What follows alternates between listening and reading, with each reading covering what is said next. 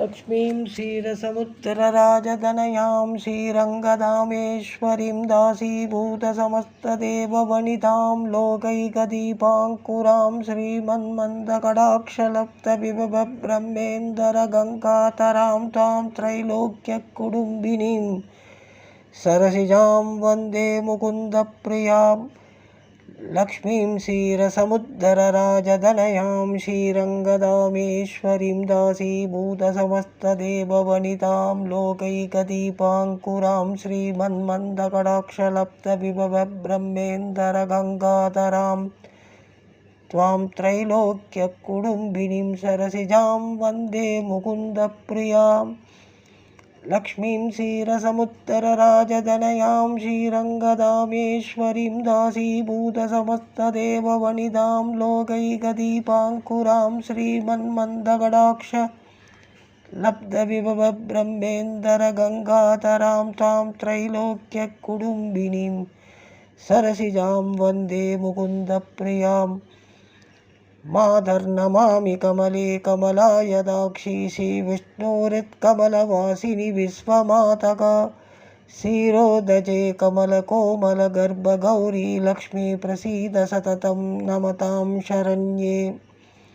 माधर्नमामि कमले कमलायदाक्षी श्रीविष्णुहृत्कमलवासिनि विश्वमातक क्षीरोदजय कमलकोमलगर्भगौरी लक्ष्मी प्रसीद सततं नमतां शरण्ये।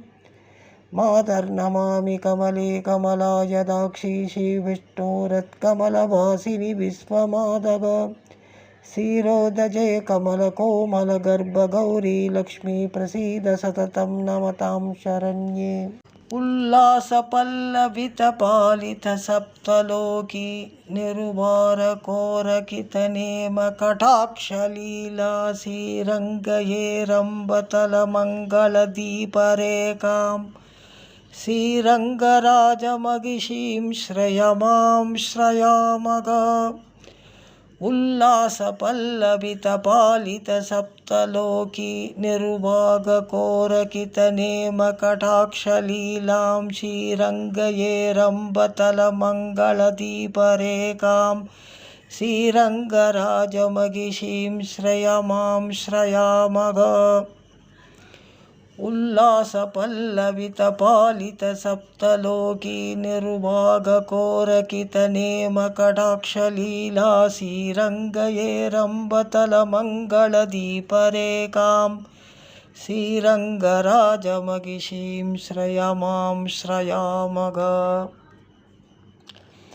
आकारत्रयसम्पन्नाम् अरविन्दनिवासिनीम् अशेषजगदीशित्रीं वन्दे वरदवल्लभाम्।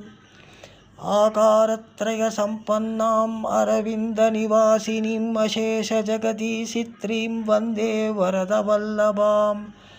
आकारत्रयसम्पन्नाम् अरविन्दनिवासिनीम् अशेषजगदीशित्रीं वन्दे वरदवल्लभां श्रीपेरुन्देवित्ताया। विष्णुपत्नीं क्षमां देवीं माधवीं माधवप्रियां विष्णुप्रियसखीं देवीं क्षमां अच्युतवल्लभाम्।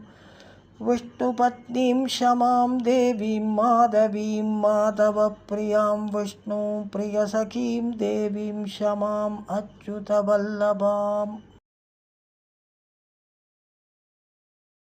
श्रीवेङ्कटेशप्रभत्तिः ईशानां जगदोऽस्य वेङ्कटपतेर्विष्णुपरां प्रेयसीं तत्त्वक्षलरित्यवासरसिकां तक्षात्तिसंवर्तिनीं पद्मालङ्कृतपाणिपल्लवयुगां पद्मासनस्थां श्रियं वात्सल्यादिगुणोज्ज्वलां भगवतीं वन्दे जगन्मातरम्। ईशानां जगतोऽस्य वेङ्कटपतेर्विष्णुपरां प्रेयसीं तत्त्वक्षलनित्यवासरसिकां तक्षान्तिसंवर्तिनीं पद्मालङ्कृतपाणिपल्लवयुगां पद्मासनस्थां श्रियं वात्सल्यादिगुणोज्ज्वलां भगवतीं वन्दे जगन्मातरम्।